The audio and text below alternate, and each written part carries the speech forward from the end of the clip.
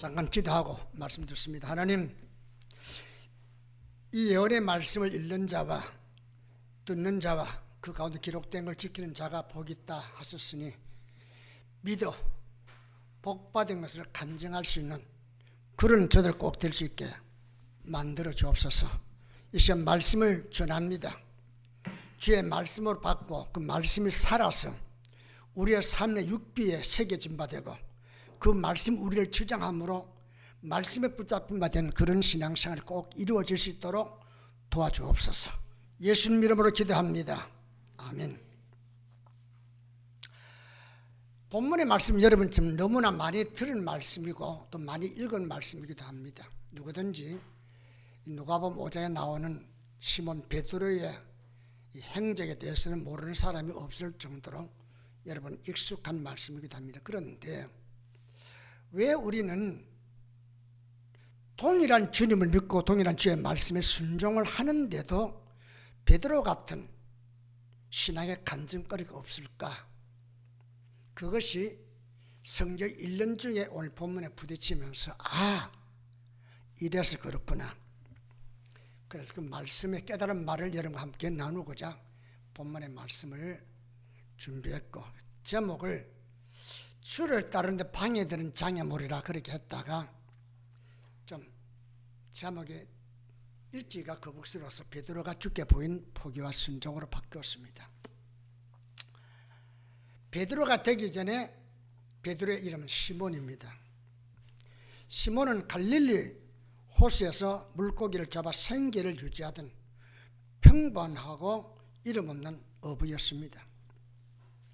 그러던 그가 어느 날 밤새도록 그물질을 했지만은 고기를 잡지 못하고 지치고 피곤한 몸으로 또 다음 작업을 준비하기 위해서 그물을 싣고 있었을 때에 예수님께서 나타나셔서 배에 오르시면서 배를 육지에 좀 떼어달라 요구했습니다. 예수님께서 예기치 않았던 베드로에게 나타나시고 말씀했던 것처럼 여러분과 나의 신앙생활과 그리고 구원과 소망도 예기치 않는 곳에 주님께서 찾아와 주셔서 만나 주심으로 가능한 겁니다. 때때로는 내가 믿어서 구원받았다.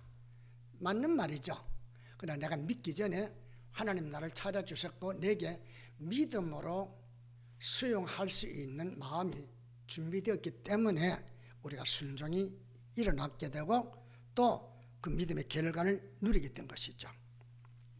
그러니까 여러분과 나에게 다가오는 구원과 소망은 언제든지 하나님이 만나 주시고 불러주신 은총을 베풀어 주실 때에 누릴 수 있는 복입니다.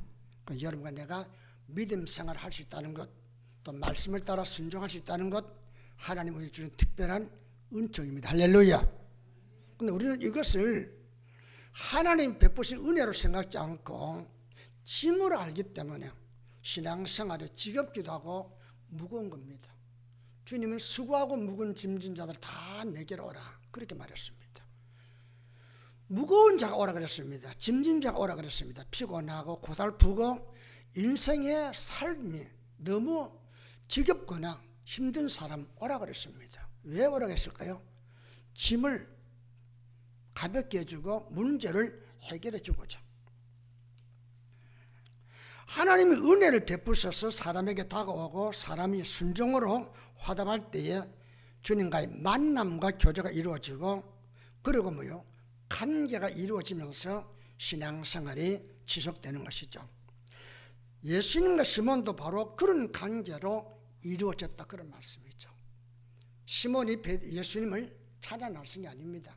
시몬은 여전히 그가 자기의 일에 충실했습니다. 그런데 주님이 찾아주셨습니다. 그리고 그에게 요구를 했습니다. 평범했던 이름 없는 한 어부가 주님을 만나 말씀을 듣고 포기와 순종의 결단을 내림으로 말미암아 그가 제자로 부르심을 받게 되고 나중에는 시몬이라는 촌스러운 이름이 베드로라고 하는 거창한 이름으로 바뀌어지고 나중에 하늘의 영광을 선포하며 그 영광에 참여하는 사도로 이렇게 인정을 받게 됩니다. 베드로의 이와 같은 행동은 후세의 신앙생활은 우리에게 기감이 되기 때문에 주님은 이 말씀을 통해서 우리에게 기록으로 남긴 거죠. 누가복음은 의사 누가가 기록했습니다. 의사는 대부분 뭐요? 실험을 통해서, 경험을 통해서 터득한 것으로 사람들을 진찰하게 되고 처방을 내립니다. 이해가 안 되거나 설명이 안 되거나 관찰해서 그것이 증거가 나타나지 않을 때는 받아들이기 어렵죠.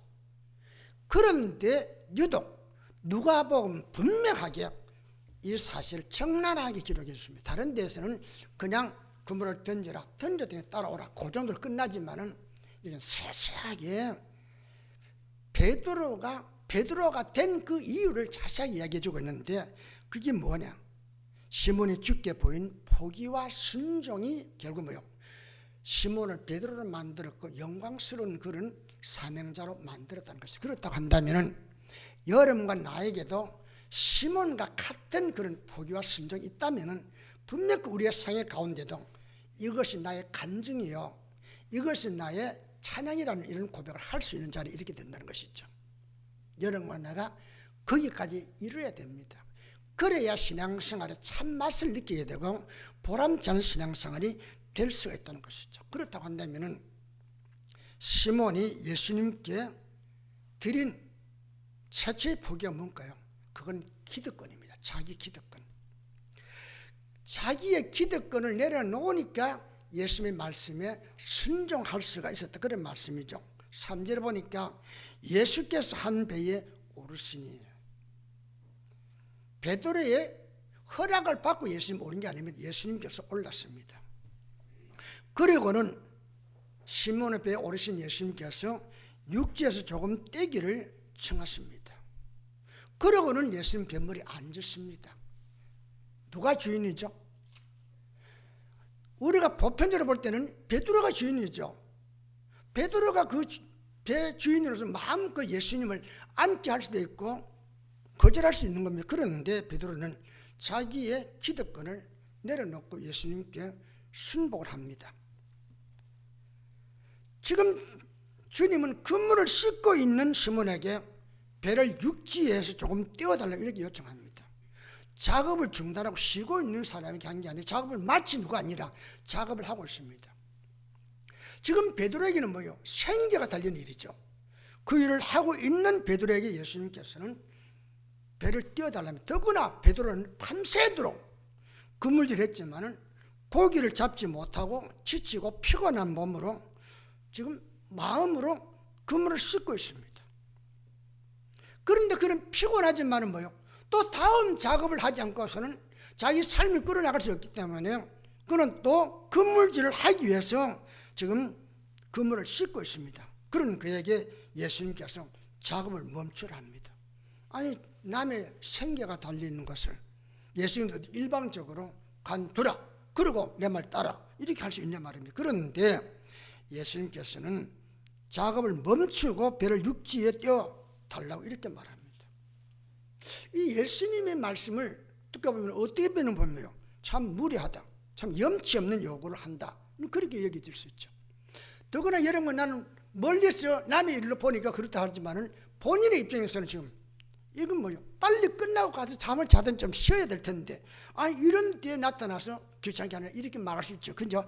그런데 시몬은 주님의 요구에 말없이 순종을 합니다. 이게 쉬운 일일까요? 어렵습니다. 이런 행동은 자기 기득권을 주장하거나 자기가 하는 그 일에 손익 계산을 염두에 두는 사람에게는 찾아볼 수 없는 일이죠. 여러분과 내가 어떤 일을 누구로부터 요구받을 때 우리는 반드시 뭐래요? 내가 이 일을 하는 게 내게 이익이 되겠는가? 내가 이 일을 하고 난 뒤에 내게 수지에 타서 맞겠는가? 이걸 먼저 생각하게 되죠. 만약에 손해가 본다든지 내가 그 일로 인해서 오히려 부끄러움을 당한다면 난 안 하죠. 그런데 예수님께서 그 일을 시킬 때에 무슨 보상을 약속하고 시킨 겁니까? 아니잖아요. 배를 띄워달라, 무슨 주인이 나타나가지고 하인에게 부리듯이 그렇게 요구합니다. 그런데 이 베드로는 뭐요? 그 말에 한마디 대답지 않고 순종을 하죠. 우리가 믿음과 순종으로 나아가지 못하는 그 많은 이유 가운데 하나가 뭐죠? 자기 권한, 자기 기득권을 포기하지 못하고 있기 때문입니다. 내가 가진 기득권은 내가 배 주인이기 때문에 내 마음대로 할 수 있는 겁니다. 예수님께서 내게 배를 요구하지만 내가 거절할 수도 있는 거죠. 거절한다 해서 누가 나를 잘못이라 말할 수 있겠어요. 그렇죠? 그런데 예수님의 요구를 그가 수용을 했던 겁니다. 왜 많은 순종이 우리에게 나타나지 못하고 있느냐? 주님의 말씀을 내가 수용하지 않기 때문에, 다시 말해 대접하지 않기 때문에 나에게 순종이 나갈 수가 없는 것이죠. 마리아가 향유 담은 옥합을 가지고 예수님께 찾아왔습니다. 아무리 옥합 속에 향유가 있어도 그걸로는 안 되죠. 옥합을 깨트릴 때에 그 속에는 향유가 흘러나오고, 흘러나올 때 그것을 예수님의 머리에 해서 예수님 발에 부을 때에 남들은 뭐라 그랬어요? 낭비한다 그랬습니다. 허비한다 이 말. 이 말은 뭐예요?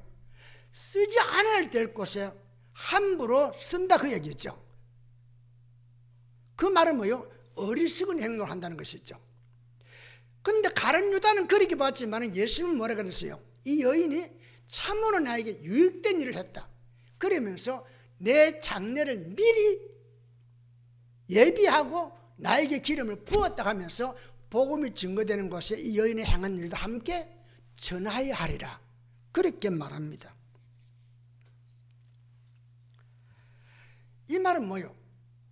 옥합이 깨어질 때 옥합 속에는 향유가 흘러나오듯이 여러분과 내가 가지고 있는 믿음의 어떤 중량이라든지 재능, 이 모든 것도 내 자라고 하는 것이 그 사람이 깨어질 때에 속사람이 흘러나와서 비로소 바람직한 순종이 될 수 있다는 것이죠.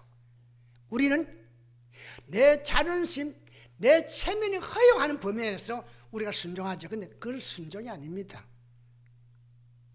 내가 그냥 대접해 주는 그 정도지. 순종은 뭐요? 나를 꺾는 겁니다. 내 자유를, 내가 그것을 포기할 때에 순종이 가능한 겁니다. 자기가 깨어져야만이 내 안에 있는 진실된 마음이 몸으로 흘러나와서 순종이 가능한 것이죠. 시몬은 예수님께로부터 일방적인 요구를 받고 작업을 중단합니다. 그리고 배를 육지에서 떼어주니까 예수님께서 배에서 말씀을 전하게 되는데, 말씀을 전할 때에 이 베드로는 자기가 말씀을 듣겠다고 해서 거기 앉은 게 아닙니다.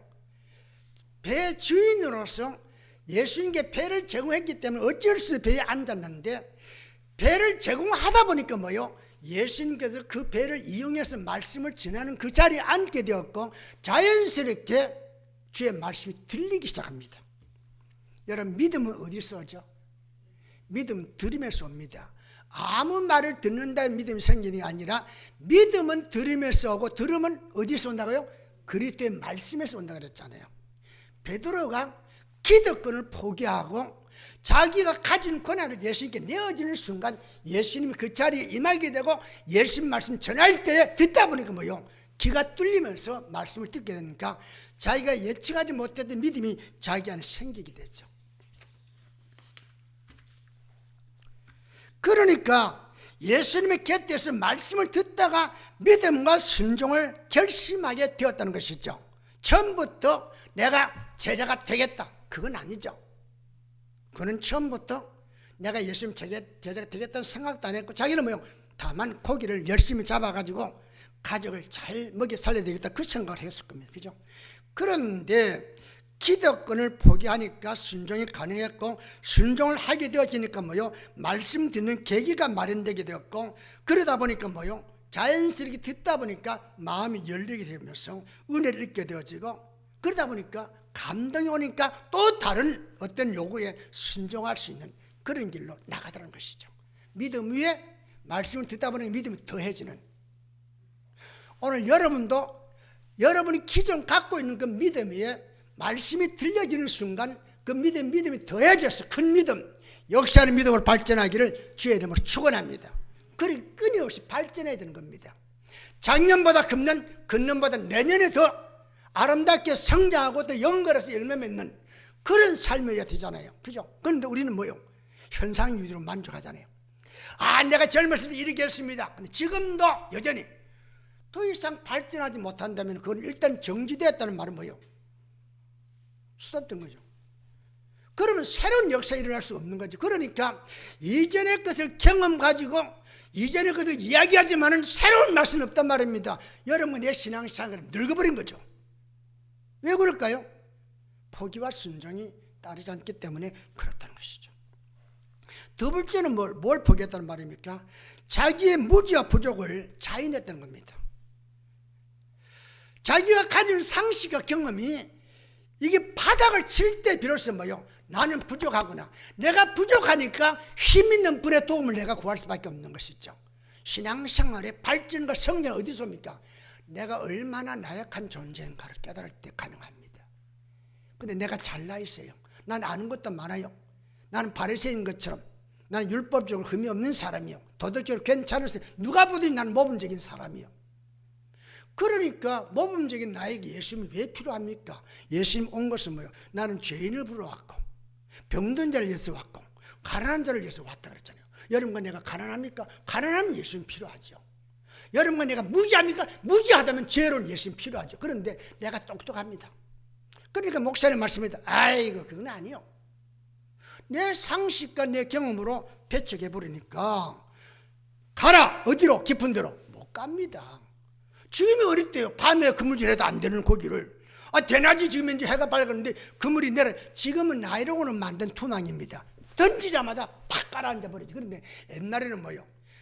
목화에서 나오는 실로 이렇게 그물을 만들어서 그게 골타를 먹이기. 저는 바닷가에서 내가 어부의 아들이기 때문에 잘 알아요. 골타를 먹였으니까 거기다 큰 이런 봇돌 납덩이를 만들어야 그렇게 그물 던지면 그게 내려가는 속도가 있기 때문에 낮에는 고기가 다 도망갑니다. 어느 고기가 날 잡으라고 가만히 있는 고기 있어요. 다 도망가지. 그래서 그물질하면 밤에 하잖아요. 그런데 대낮에 그물질 하라. 그게 베드로의 시몬의 입장에서는 뭐요? 상식과 경험으로서는 그게 맞지 않는 거죠. 갈릴리 호수는 평생을 어부로 살아온 시몬의 터전이기 때문에 호수에 대한 지식과 경험을 가지고 밤새도록 여러 곳을 다니며 그물질을 했을 것입니다. 그런데 고기를 못 잡았단 말입니다. 베드로가 그물질을 할 줄 몰라서 그랬어요. 아니 베드로는 아주 유명한 기술자요. 그런데 그날따라 고기를 못 잡았습니다. 그런데 주님께서 아침에 나타나서 깊은 곳에 가서 그물레를 고기를 잡으라 그렇게 말씀하시니까 이런 상식과 경험에 반하는 말씀을 예수님이 하실 때 그것을 내가 알고 있는데 그걸 받아들이기가 쉽겠어요? 그죠? 그런데 시몬은 자기 의견을 제시하지 않고 말씀에 순종합니다. 어떻게 순종할 수 있을까요? 조금 전에 말씀 드렸잖아요. 예수님께서 하시는 말씀 듣다 보니까 뭐요? 상식과 경험을 뛰어넘는 믿음의 세계를 그가 침략하게 됐던 거죠. 할렐루야. 그래서 순종이 나오잖아요. 왜 순종이 안 될까요? 믿음의 세계를 모르니까 그렇단 말입니다. 내가 성경을 많이 알아. 글쎄 알아야 돼요. 아는 것은 신앙으로 진입하기 위한 하나의 과정이 그러나 아는 걸로 있다면 그것은 죽은 믿음이란 말입니다. 5절에 뭐라 그래? 밤이 새도록 수고하여 세대 잡은 것이 없지만은 이거는 현실이요. 실적으로 밤새도록 내가 경험한 바요. 그런데 그물질 또 할 수 있겠어요? 내 힘으로는 못해요. 내 생각은 하기 싫어요. 그렇지만은 주님께서 말씀하시니까 주님에 대한 믿음을 가지고 있는 그 입장에서는 뭐예요? 내가 던지겠습니다. 그런데 고기를 얼마나 잡을지 나는 몰라요. 그러나 던지라 하니까 던지겠습니다. 이게 뭐예요? 이게 믿음이죠. 사람들은 참 무식하게 믿기는. 그럼 그렇게 안 믿고 어떻게 믿어? 똑똑한 여러분과 나는 한 번도 신앙생활 가운데 체험이 없잖아. 무식하게 기도하니까 응답되더란 말입니다. 무식하게 순종하니까 하나님의 역사가 일어나더란 말입니다. 그런데 우리는 똑똑한 척 머리 굴려가면 지금도 계산하잖아요. 그래서 이익이 되겠나 안 되겠나. 그래도 이익이 될 수 있습니다. 그러나 기적은 경험하지 못하는 것은 인간의 상식과 노력에서 오는 하나의 결과이지. 그죠? 그러니까 밤새도록 수고하셔야 돼. 잡은 것이 없지만은 말씀을 의지하여 내가 그물을 내리다 한 것은 뭐요? 상식과 경험의 한계를 인정하고 그것을 포기하였기 때문에 말씀에 순종할 수 있었던 것이죠. 여러분 이런 경험을 했습니까? 내가 가지고 있는 지식, 내가 가지고 있는 경험, 이게 얼마나, 물론 일반적으로 우리가 살아가는 데 꼭 필요하지만은 하나님의 선한 역사를 이루는 과정에는 얼마나 대단한 힘을 줄 수 있겠는가 생각해 본 일 있습니까? 자, 순종하니까 어떻게 됐어요? 고기를 잡은 것이 힘이 많아 그물이 찢어지는지라. 이런 경험도 제가 했죠. 우리 삼촌이 바다에서 그물을 치고 멸치 잡는데 얼마나 고기가 그 그물 코에 다 박혔는지, 그물을 배에다 걸쳤는데 배가 꼬르륵 깔아앉아 버렸어요. 그물이 너무 고기가 많아가지고 그물을 자를 여가도 없이 깔아앉았습니다. 그날이 제가 초등학교 5학년 때인데 5월 5일 날이었어요. 그날 운동회를 하고 집에 왔는데 저녁에 말이에요. 바닷가에 멸치가 그냥 밀려왔어요. 파도처럼. 왜 그런지 몰라. 거제도 일대에 다 그랬어요. 그날만. 그런데 그때의 그 고기에 우리 삼촌이 탔던 그물, 그게 그냥 다 코바닥 흘리는 엄청난 멸치. 그래 깔아앉은 일이 있었습니다. 자, 힘이 많아 그물이 찢어지는지라. 그러니까 베드로 시몬 자기의 배만 가지고는 안 되니까 친구들 야고보 요한의 배까지 불러서 고기가 만선하는 그런 자리에 이렇게 됐죠. 이런 기적을 경험하고 나니까 뭐요? 내가 가진 상식과 경험이 얼마나 부질없고 연약한 걸 알게 된 거죠. 그러니까 8절에 시몬 베드로가 이를 보고 뭘 봤다는 거예요? 기적을 보았다는 것이죠. 주님의 말씀에 순종한 결과를 보니까 예수님의 무릎 아래 엎드려 이르되 주여 나를 떠나소서, 나는 죄인으로서이다 하고 고백합니다. 주여, 키리오스라는 이 호칭은 헬라어 생사를 주관하는 주인이라는 뜻으로 주님과 자신을 주종관계로 인정할 때 나오는 신앙의 고백입니다. 근데 여러분, 나는 주여 주님 이렇게 부르기만 하지 한 번도 주님을 나의 상자, 나의 주인으로 인정하지 않고 한 번도 나를 하인으로 종 취급하지 않잖아요. 그러니까 나는 자유인이니까 내가 순종해도 되고 안 해도 된다 이거죠. 그죠? 근데 하인과 종과 노예는 주인에게 절대적으로 복종할 수밖에 없는 거죠. 그의 신분이. 그의 말씀에, 그는 주의 말씀에 순종함으로써 상식과 경험을 초월하는 새로운 믿음의 세계로 진입을 하면서 자신의 실체를 보게 되죠. 깨닫게 되죠. 거기에 나오는 고백은 주여 나는 죄인으로서이다. 이 말은 뭐예요? 주님은 절대적으로 나에게 필요한 구세주입니다. 그런 이야기죠. 이 과정에 와야만이 주님과의 만남이 이루어지고 이 만남을 통해야만이 예수 믿는 건 받은 증거만 도다 하는 그런 고백과 함께 뚜렷한 확신을 가지고 신앙을 이렇게 증거하는 자리에 이르게 된다는 것이죠. 이때부터 주여 말씀만 하소서 그리하면 종이 순종하겠나이다라는 그런 경외심으로 믿음과 순종의 사람으로 발전하게 되는 것이죠. 세 번째는 뭐예요? 주의 명령의 소유권을 포기함으로 순종할 수 있습니다. 내 소유 다 내가 그걸 즐기면서 가지면서 내가 주님 따르겠다. 어느 정도 따를 수 있겠죠. 그런데 그런 것들이 참 나에게 짐이 돼가지고 무게가 돼가 나를 자꾸 잡아 당기다 보면은 가다가 내가 지쳐버리는 거예요. 그래서 신앙생활에 주저앉아버리고 만다는 것이죠. 주의 명령에 자기 의지와 주권을 포기하고 순종할 때에 주님과의 만남이 이루어졌고 주님이 어떤 분인지를 알고 되는 순간에 자신이 주 앞에 얼마나 추하고 비천한 존재임을 알고 고백합니다. 그죠? 그러자 주께로부터 나를 따라오라. 그 말에 안 따라갈 수가 없잖아요. 이미 주종 강제가 분명하게 밝혀졌잖아요. 그러니까 시몬은 조건과 자격을 논하지 않고 부르시는 그 주님의 음성에 기꺼이 순종을 결심하고 행동에 옮기게 됩니다. 사람들이 주님을 제대로 따르지 못하는 이유 중 하나는 뭐예요? 주님과의 주종 관계가 성립되지 않았기 때문입니다. 주님 나에게 이렇게 해주세요. 그렇게 기도를 합니다. 그죠? 근데 전혀 주님과 내 관계가 성립되어서 내가 그렇게 대접을 하지 아니하면서도 주여 하고 부르니까 주님 볼 때 네가 언제 나를 주인으로 인정했느냐? 네가 언제 나를 구세주로 인정했느냐? 이렇게 묻고 있단 말입니다. 그러니까 여러분과 내 기도가 중간에서 사장돼 버리는 그런 경우가 얼마나 많으냐? 우리의 고백이 얼마나 무산되고 많으냐 말이는 거죠. 주님을 언제나 당신에 대한 지식과 신뢰를 바탕으로 따르라고 명령하시고 우리는 연약함을 믿을 때에 순종을 나가게 되는 것이죠. 연약하니까 주의 도움이 아니면 안 되니까 주님께서 말씀하셨으니까 그렇게 따라가야지. 안 믿어지지만 그렇게 순종하는 것이죠. 순종하다 보니까 기적을 만나게 되고 그러다 보니까 뭐요? 예수 믿게 되니까 이와 같은 역사가 왔다 간증도 하게 되더란 말입니다.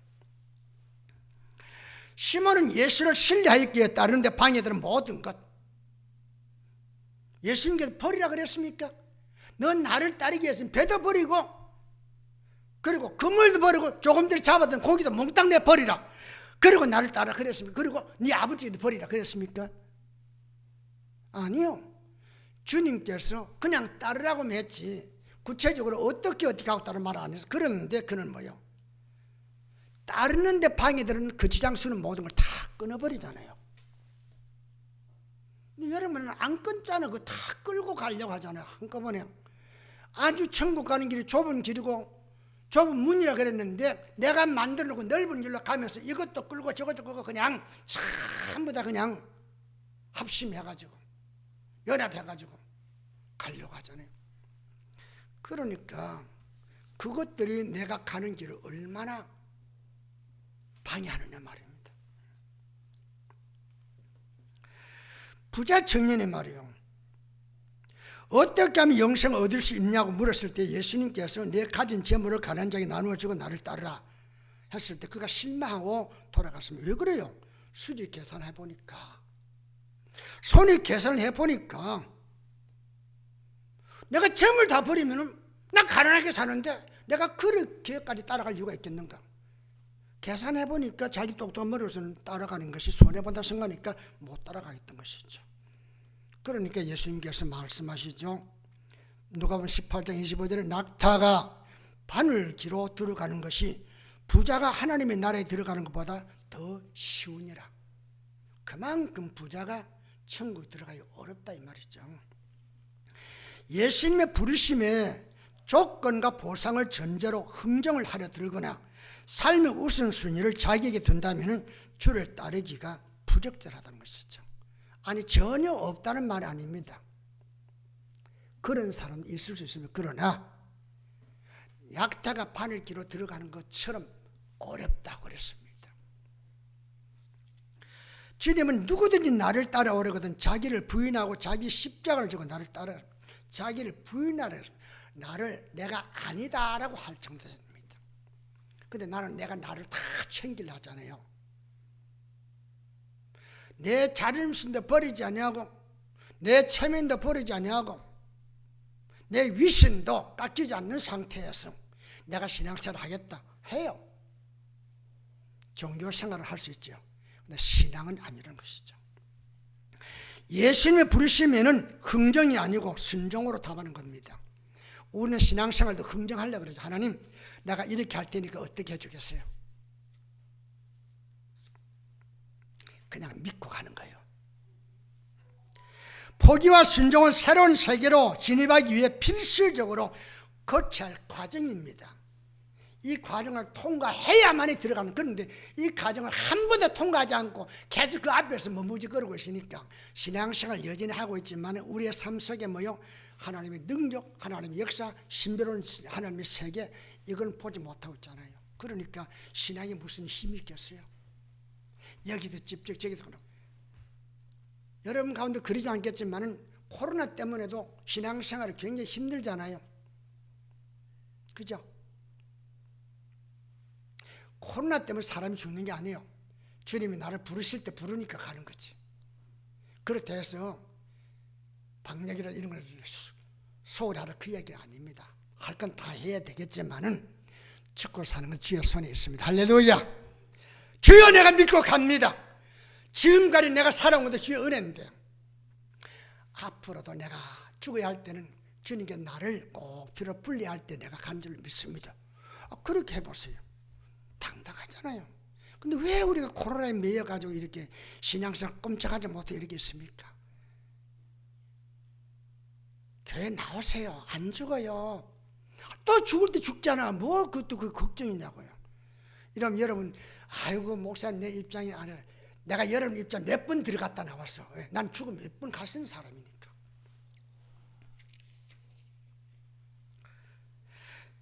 배가 출항하기 위해서는 반드시 뭐예요? 부두에 묶어져 있는 밧줄을 풀어야 되죠. 그죠? 그걸로 끝납니까? 아니요. 바다에 빠뜨린 닷줄입니다. 이건 아까는 밧줄이고 지금 닷줄입니다.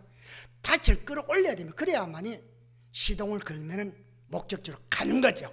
그런데 이 닷줄을 끌리지 않고 밧줄은 풀었습니다. 부두에서 닷줄을 풀지 않고 하면은 배는 가기는 가는데 계속 줄이 허용하는 범위 안에서 뱅글뱅글 돌고 맙니다. 우리 신앙생활 그렇지 않나요? 이를 마다하면 절대로 항해가 불가하듯이 영적인 세계도 마찬가지란 겁니다. 그렇다 해서 여러분이 다 재물을 포기하라 그 얘기가 아니에요. 우선순위를 하나님께 두라는 거죠. 여러분 나에게 하나님이 재물을 두고 여러분 나에게 건강 주시는 거죠. 왜 주세요? 이 땅에 하나님 나라를 위해서 아름답게 사용하도록 준 거 아니에요. 거기에 우선 걸 둔다는 것이 소유권을 내가 하나님께 이전하는 거랑 마찬가지란 말입니다. 실제로 이 소유권 누구 거요? 하나님 거잖아요. 하나님께서 여러분 나에게 잠시 맡긴 것을 내가 사용하는 거예요. 그런데 마치 하나님 저리 가서 이건 내 겁니다.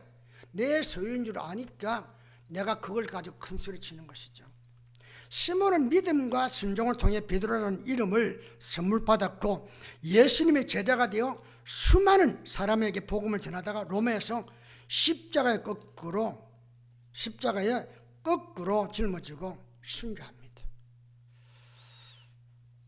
로마가 박해를 해서 그를 사형 언도를 내리고 십자가에 이렇게 못 박혀 죽이겠다니까 그가 말하기를 나를 위해 주님은 십자가 못 박혀 죽었는데 내가 어떻게 예수님처럼 같이 그렇게 죽을 수 있나요? 나를 거꾸로 매달아 주세요. 그러면서 끝까지 주의 이름을 영화롭게 하며 순교했잖아요. 주님과의 만남이 없이 이루어지는 종교적인 열심과 신념은 삶의 역경을 만나면 신앙의 부도를 맞고 맙니다. 그런 사람들 한두 사람이요. 출발은 거창하게 했는데 신앙의 부도를 맞고 하나의 신앙 근거 아니 그 사람이 예수 믿었던 사람이요. 전혀 예수 안 믿는 사람보다 더 악한 사람으로 돌변해 있는 그런 모습을 보게 되잖아요. 주님은 지금도 자신을 신뢰함으로 따르라 합니다. 주께 보인 베드로의 포기와 순종은 주를 따르고자 하는 모든 성도들의 모델입니다. 여러분과 나도 그렇게 살아야 되고 그렇게 살 때에 능력과 기적이 일어납니다. 아이고 목사님 어떻게 그렇게 삽니까? 근데 그렇게 살아서 얼마나 많은 신앙의 감정이 성경에도 나오고 교회사에도 등장합니까? 포기와 순종은 더 나은 세계로 간다는 믿음과 소망이 전제될 때에 나오는 행동이죠. 그럼 포기와 순종이 안 된다는 말은 뭐예요? 믿음의 세계를 보는 시야가 열리지 않았기 때문에 그렇다는 것이죠. 잔머리를 굴려 수지와 손익 계산하는 자에게는 찾아보기 어렵지만은 베드로처럼 하나님 말씀을 단순하고 우직하게 믿고 따르는 사람에게는 얼마든지 나타나는 양상이라는 것이죠. 오늘도 주님은 이런 자를 통해서 역사하십니다. 그렇다 한다면 여러분의 신앙의 현 상태는 어떻습니까? 정말로 주님을 따르기 위해서 주님께서 예비하신 더 나은 가치, 더 나은 세계를 행해서 지금도 내가 기꺼이 포기하고 순종할 그런 마음 자세가 있습니까? 그걸 여러분에게 묻고 싶습니다. 스스로 주님께 답하시고 만약 그게 안 됐다면 주님, 나에게도 베드로와 같은 믿음을 허락해 주세요. 그렇게 기도해서 여러분의 삶 속에 베드로의 간증이 여러분의 간증 될 수 있기를 주의 이름으로 축원합니다. 축원합니다. 기도합니다. 하나님, 베드로는 이름 없는 갈릴리 호수의 평범한 어부에 불과했지만 그가 주의 말씀을 듣고 기득권을 포기합니다. 자기 의지와 상식의 경험을 포기합니다. 심지어 주를 따르는데 따르는데 방해되는 모든 것을, 그것이 배가 되든지 금물 되든지 고기가 되든지 심지어 가족이 되든지 포기할 정도로 주님을 악망하며 따라 나서니까 그야말로 볼품없는 사람이 예수님의 제자가 되고 12사도가 되고 하나님의 영광에 참여하는 자가 될 수 있습니다. 이것은 오늘 신앙생활 우리에게 거울로 주신 겁니다. 우리도 믿음 생활을 베드로처럼 한다면 베드로 같은 그 영광에 참여할 수 있는 줄 믿습니다. 우리 모든 초대교회 성도들에게 베드로 같이 어쩌면 단순하고 어떻게 하면 진실되게 자기를 드려 주님께 때로는 포기하고 순종함으로 주님의 영광스러운 그런 성도가 꼭 될 수 있도록 은혜 베풀어 주옵소서. 예수님 이름으로 기도합니다.